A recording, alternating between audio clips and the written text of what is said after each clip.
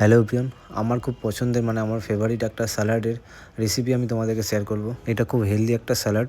যারা ট্রাই করেছে তারা তো জেনে গেছো, আর যারা ট্রাই করনি তারা ট্রাই করে দেখতে পারো। এই স্যালাডটা বানাতে খুব একটা বেশি খরচা না। বাইরে থেকে তোমাদের শুধু সুইট কর্ন আর লেটুস পাতাটা কিনতে হবে, যেটা একটু কস্টলি, আর বাকি সব কিছু জিনিস আমাদের বাড়িতেই থাকে।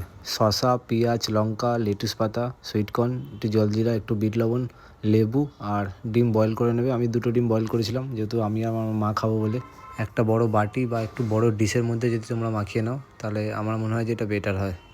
মাখিয়ে নেওয়ার পর যদি মনে হয় কিছু কম হয়েছে, সেটা তোমরা পরে অ্যাড করতে পারো। যাই হোক, আমার স্যালাড বানানো কমপ্লিট। তারপর একটু টেস্ট করে দেখলাম যে সব কিছু ঠিকঠাকই আছে।